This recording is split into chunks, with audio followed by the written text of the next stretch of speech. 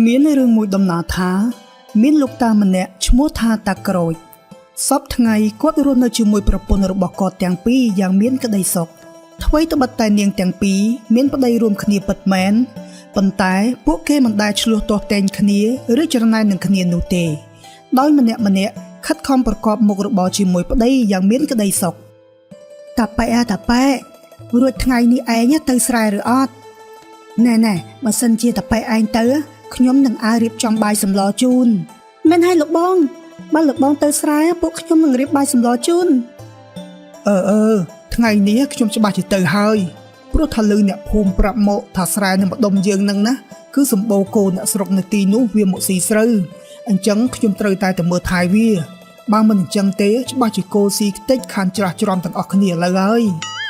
អញ្ចឹងឯងទៅចោះណាខ្ញុំនិងប្អូនស្រីនឹងរៀបចំផ្ទះរៀបចំម្ហូបអាហារចាំឯងពេលល្ងាច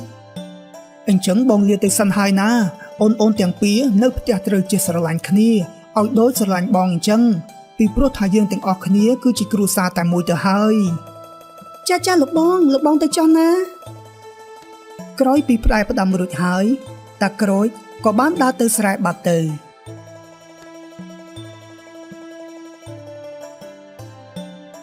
អមហើយកាន់ចបប្រងតាណាហ្នឹង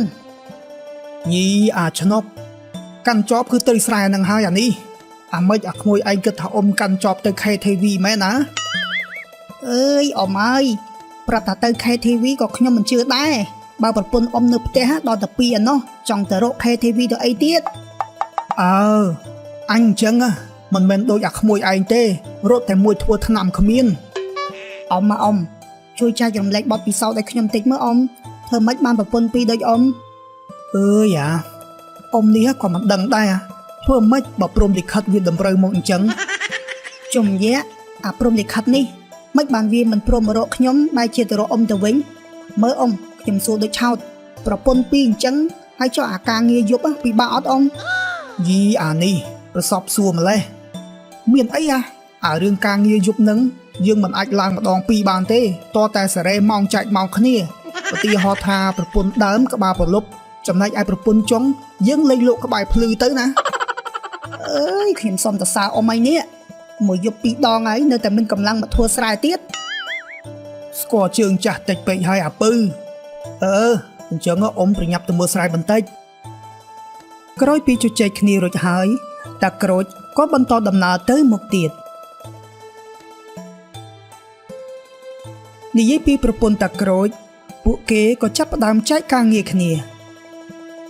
អូនស្រីបងដូចជាឈឺខ្នងឈឺចង្កេះដល់ហើយ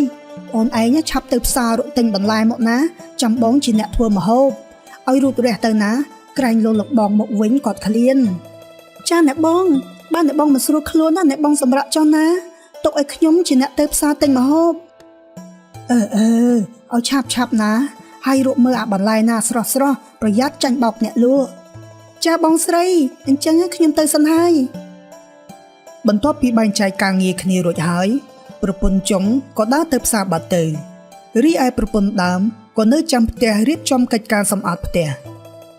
មួយសន្ទុះក្រោយមកក៏មានប្រុសម្នាក់ដើរមកលេងប្រពន្ធដើមអ្នកអើយអ្នកលោកបងក្រូចនៅផ្ទះឬអត់នឹងអ្នកអើយលោកបងក៏ទៅស្រែបាត់ហើយទៅតាំងពីព្រឹកព្រលឹមម្លេះហើយនេះតាអ្នករកគាត់មានការអ្វីដែរមានអីខ្ញុំគិតថាមកលេងគាត់នឹងណាព្រោះថាបែកគ្នាយូរមកហើយមិនដែលនឹងបានមកសួរសុខទុក្ខគ្នាសោះនិយាយអញ្ចឹងតាំងពីមាននាងប្រពន្ធចង់មកនៅជាមួយតើអ្នកទាំងអស់គ្នាមានដែរឆ្លោះទាស់ទែងគ្នាដែរឬទេគឺមិនដែរទេណាអ្នកមិនដែរសំបីតែម្ដងថ្មីត្បិតតែពួកយើងមានប្តីតែមួយមែនតែពួកយើងស្រឡាញ់រាប់អានគ្នាដូចបងប្អូនបង្កើតអញ្ចឹងមិនដែរទាស់ទែងគ្នាឬច្រណែនគ្នានោះឡើយបើអញ្ចឹងល្អហើយតែខ្ញុំបារម្ភព្រោះថាលោកបងក្រូចហើយនឹងអ្នករៀងចាស់ណាស់ទៅហើយគ្មានកូនសំបីតែមួយគ្រាប់ទៀតខ្ញុំបារម្ភថាបើអ្នកទាំងពីរធ្លាក់ខ្លួនឈឺហើយស្លាប់បាត់ទៅនោះទ្រព្យសម្បត្តិច្បាស់ជាធ្លាក់ទៅកាន់មីនាងប្រពន្ធចុងមិនខានណែអ្នកនិយាយបែបនេះក៏ត្រូវម្យ៉ាងដែរនេះខ្ញុំគិតមិនឃើញសោះមើលទៅមានតែខ្ញុំនាំគ្នាចែកគេឲ្យហើយទៅបានខ្ញុំអរគុណណាលោកបងមិនអីទេណា ខ្ញុំនេះចេះតែអាណិតអ្នកដែលខំនៅជាមួយលោកបងក្រូចតាំងតែពីការហើយនៅវ័យក្មេងរហូតចំណាស់បែបនេះបើទ្រពអស់នោះរបូតទៅប្រពន្ធចុងតើអ្នកបងជាប្រពន្ធដើមនេះមានន័យអ្វីទៅបានហើយខ្ញុំលាសិនហើយណា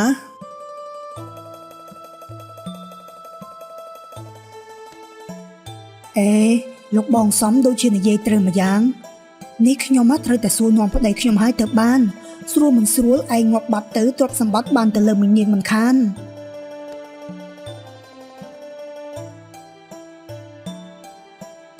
នៅឯផ្សារ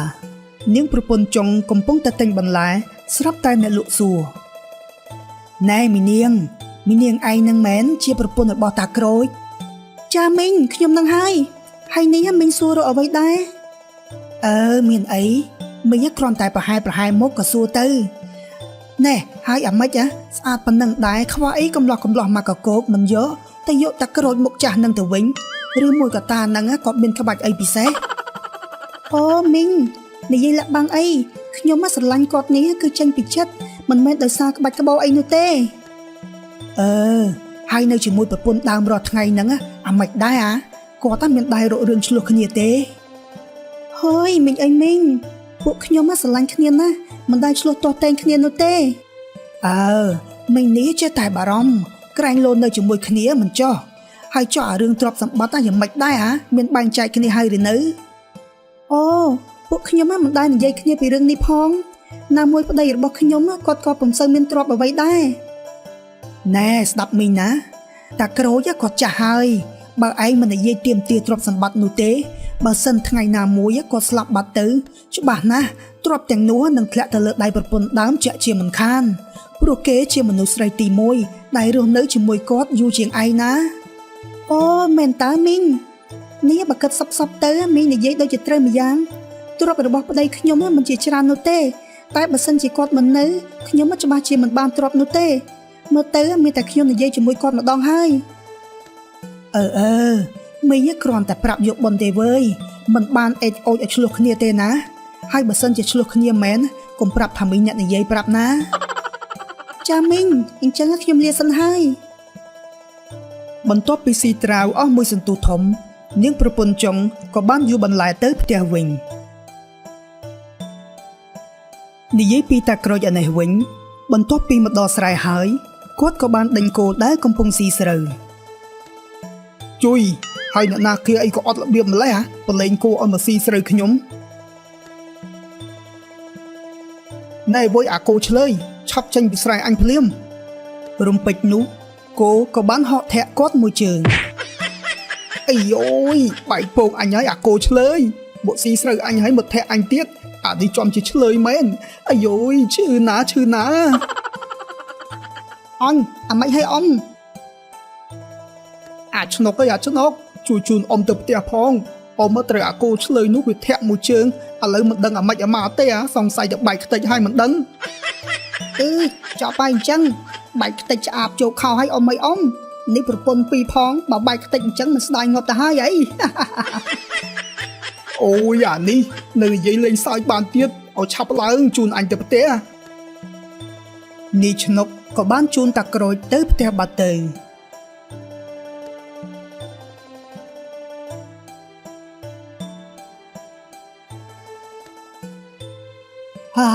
យ៉ាងម៉េចហើយឯងនេះឯងកើតអីលោកបងយ៉ាងម៉េចហើយនេះលោកបងកើតអីបានជាមានរឿងបែបនេះអូយមានអីតែធ្ងន់ធ្ងរទេគឺគាត់ត្រូវគោធាក់ចំផ្លោកនឹងណាឥឡូវមិនដឹងយ៉ាងណាទេសង្ស័យបែកខ្ទេចហើយទៅដឹងអើអ៊ំហើយជាកំហឹងអ្នកណាអាឆ្នុកអាបកាច់នៅសើចបានទៀតឯងអើយខ្ញុំធ្វើលេងទេនេះអ្នកទាំងពីរមើលថែគាត់ផងណាខ្ញុំលើទៅផ្ទះសិនហើយខ្ញុំមកប្រហែលជាទៅមើលស្រែទៀតមិនបានទេណាមួយឈឺបើទោះបីជាក៏សុខភាពមិនអំណោយផលដែរឯងបើសិនជាឯងជ្រុលជាឈឺធ្វើកម្មកើតហើយថ្ងៃនេះខ្ញុំសូមនិយាយរឿងមួយមែនហើយលោកបងខ្ញុំក៏មានរឿងចង់និយាយដែររឿងអ្វីទៅអ្នកទាំងពីរឆាប់និយាយមកណាគឺរឿងទ្រព្យសម្បត្តិនឹងណាខ្ញុំគិតថាយើងនៅជាមួយគ្នាយូរមកហើយដូចនេះឲ្យខ្ញុំសុំទ្រព្យសម្បត្តិទាំងប៉ុន្មាននេះ ខ្លាយជាកម្មសិទ្ធិរបស់ខ្ញុំទាំងអស់មិនបានទេណាអ្នកបង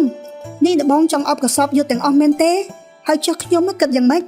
នេះខ្ញុំក៏ជាគ្រួសារម្នាក់ដែរណាអេឯងនេះនៅក្មេងខ្ចីកម្លាំងក៏នៅមានឯងអាចនៅធ្វើការរកប្រាក់ទៀតបានចំណែកឯខ្ញុំចាស់ណាស់ទៅហើយដូចនេះទ្រព្យទាំងប៉ុន្មានគួរតែជារបស់ខ្ញុំទាំងអស់អ្នកបងនិយាយនេះដូចជាអាត្មានិយមពេកហើយណាពួកយើងគួរតែចែកគ្នាម្នាក់មួយចំណែកស្មើគ្នាអ្នកបងយកផ្ទះនេះទៅចោះចំណែកឯខ្ញុំសុំដីស្រែទាំងប៉ុន្មាននោះយីមីនាងបើឯងយកស្រែតើបងបានបាយអាណាស៊ីមានតែផ្ទះតែអត់អង្គមិនដេចនឹងបាននេះខ្ញុំដាច់ខាតត្រូវតែយកទាំងអស់ព្រោះខ្ញុំជាប្រពន្ធដើមនេះអ្នកបងពិតជាមនុស្សចិត្តអាក្រក់មែនរស់នៅជាមួយគ្នាគ្រួសារតែមួយដល់ពេលបែងចែកទ្រព្យសម្បត្តិចង់ឲ្យប្រសពយកតែម្នាក់ឯងខ្ញុំមិនព្រមដាច់ខាតខ្ញុំត្រូវតែទទួលបានចំណែកដោយឃើញប្រពន្ធដើមនិងប្រពន្ធចុងឆ្លោះប្រកែកគ្នាបែបនេះតាក្រូចរឹតតែពិបាកចិត្តនេះខ្ញុំមិនទាន់នឹងស្លាប់ផងអ្នកទាំងពីរឆ្លោះប្រកែកគ្នាដណ្ដើមទ្រព្យសម្បត្តិទៅហើយណែឯងត្រូវយល់ថាខ្ញុំជាប្រពន្ធដើមដែលរស់នៅជាមួយឯងតាំងតែពីកាលមកម្លេះដូចនេះខ្ញុំគួរតែបានចំណែកទាំងអស់នោះខ្ញុំមិនព្រមទេណាលោកបងខ្ញុំក៏ជាប្រពន្ធលោកបងដែរហេតុអ្វីបានជាត្រូវឲ្យទ្រព្យសម្បត្តិទាំងអស់នោះទៅអ្នកបងទាំងអស់ខ្ញុំក៏ត្រូវមានចំណែកដែរណាបានហើយឈប់ឆ្លោះប្រកែកគ្នាពេលនេះចូលអ្នកទាំងអស់គ្នាស្ដាប់ខ្ញុំណាខ្ញុំសូមសួរថាតើអ្នកទាំងពីរស្រឡាញ់ខ្ញុំព្រមរៀបការជាមួយខ្ញុំនេះគឺចេញពីក្តីស្រឡាញ់ឬមួយក៏ដោយសារតែចង់បានទ្រព្យសម្បត្តិរបស់ខ្ញុំពេលដែលតាក្រូចសួរបែបនោះពុំមានអ្នកណាម្នាក់ហ៊ានឆ្លើយនោះទេ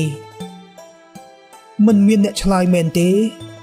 ឥឡូវចូលអ្នកទាំងពីរស្ដាប់ខ្ញុំចាស់ណាស់ទៅហើយពេលវេលារស់នៅក៏មានមិនយូរដែរដូចនេះខ្ញុំសម្រេចថានឹងប្រគល់ទ្រព្យសម្បត្តិទាំងអស់ដល់ភរិយាណាដែលអាចមើលថែខ្លួនខ្ញុំបានល្អចាប់ពីពេលនេះតទៅហើយខ្ញុំសង្ឃឹមថាក្រោយពីខ្ញុំស្លាប់បាត់ទៅអ្នកទាំងពីរនឹងមិនមានរឿងឆ្លោះគ្នានោះទេចូលស្រឡាញ់រាប់អានគ្នាឲ្យដូចបងប្អូនបង្កើតក្រោយពីស្ដាប់បណ្ដាំតាក្រូចរួចរាល់ហើយភរិយាទាំងពីរក៏បានភ្ញាក់រលឹកឈប់ឆ្លោះគ្នានិងនាំគ្នាបម្រើមើលថែតាក្រូចរហូតដល់គាត់ស្លាប់បាត់ទៅពេលដែលតាក្រូចស្លាប់បាត់ទៅគាត់ក៏បានបន្សល់បណ្ដាំមរតកមួយច្បាប់ជូនដល់ភរិយាទាំងពីរដោយក្នុងបណ្ដាំនោះគាត់ក៏បានបែងចែកទ្រព្យសម្បត្តិដល់ប្រពន្ធទាំងពីរស្មើគ្នាហើយប្រពន្ធទាំងពីរក៏ញញឹមទទួលយកនិងនៅតែរាប់អានស្រឡាញ់គ្នាតាំងពីពេលនោះតទៅ